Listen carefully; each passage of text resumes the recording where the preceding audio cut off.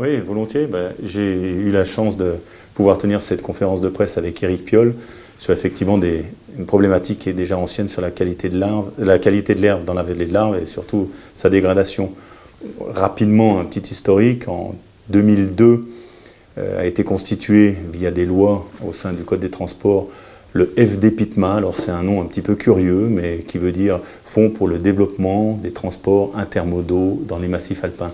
Donc en 2002, en fait, il y a eu une prise de conscience que le trafic routier en fait générait de la pollution, que cette pollution dégradait la qualité de l'air et que cette qualité de l'air dégradée allait probablement aboutir sur des problèmes de santé publique. Donc a été créé ce fonds en 2002.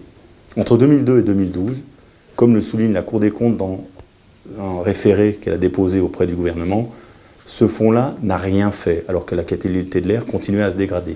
En 2012, et pour la première fois, son conseil d'administration se réunit et décide finalement que l'argent qui devait être confié à ce fonds avec son objectif vertueux, finalement, on allait le prendre, parce qu'il il est issu des résultats de la TMB, et on va, par un tour de passe-passe juridique et une convention, l'envoyer sur la société qui gère le tunnel du Fréjus et contribuer à la recapitalisation de la structure, mais surtout à la construction d'un deuxième tunnel dans le Fréjus. Donc en gros, on prenait les fruits du trafic routier qui pollue la vallée de l'Arve et on allait faire en sorte de créer des équipements qui allaient polluer la Maurienne. Et ça, c'est quelque chose qui existe depuis 10 ans. 10 ans à raison de 20 millions d'euros par an. Donc on est à 200 millions d'euros qui ont été détournés de leur objectif d'origine, l'amélioration de la qualité de l'air, pour aller vers un objectif contraire, la détérioration de la qualité de l'air dans une vallée voisine. Donc c'est un dossier que nous, on a découvert, qu'on a travaillé, et on a effectivement engagé une procédure juridique, qui est une procédure de demande d'annulation de la convention qui gère ce tour de passe-passe, en fait parce qu'on considère que la présidente du fonds a fait une démarche en excès de pouvoir.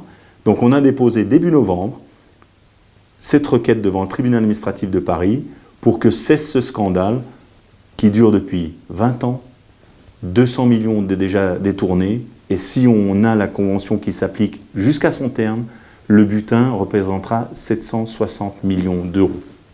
Donc, la mairie de Grenoble avait engagé une procédure au pénal. Monsieur Daniel Ibanez avait déjà engagé une procédure également devant le tribunal administratif de Chambéry, me semble-t-il. Et nous avons pu bénéficier de leur expérience et des écueils qu'ils avaient pu rencontrer pour identifier la bonne procédure, qui est en fait, à notre avis, une procédure devant le tribunal administratif de Paris en excès de pouvoir, adressée à la présidente du fonds en question.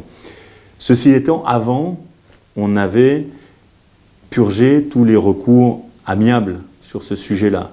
Donc on avait d'abord attiré l'attention d'Éric Fournier, qui est tout à fait au courant de la situation, parce qu'il connaît le dossier depuis l'origine, en lui disant qu'on aurait aimé des actions et que la qualité de l'air doit se transformer en action et ne plus être uniquement en parole.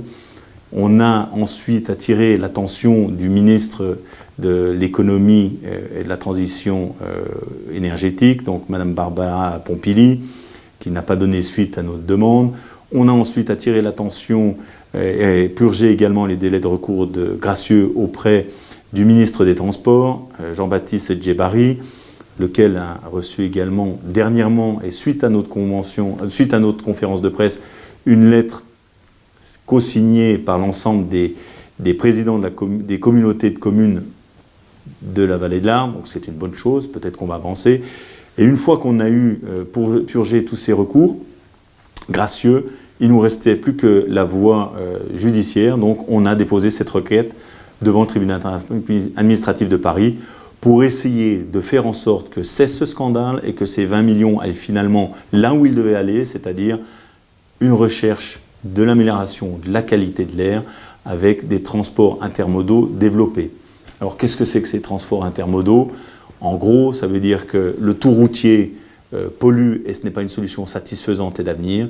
Travaillons sur la route plus le train plus le câble plus le dernier kilomètre plus les moyens qu'on peut avoir vertueux et moins polluants de transporter les gens dans nos vallées alpines, puisque dans les vallées alpines, la détérioration de la qualité de l'air est plus rapide et plus sensible qu'ailleurs, semble-t-il.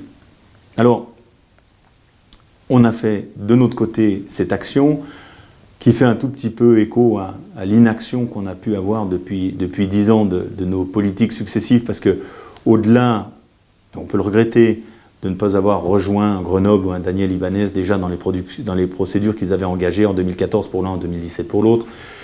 On les encourage aujourd'hui, cette fois-ci, à être dans l'action, à nous rejoindre dans la procédure qu'on a engagée, parce que plus on sera nombreux dans cette procédure, et plus le résultat sera peut-être rapide.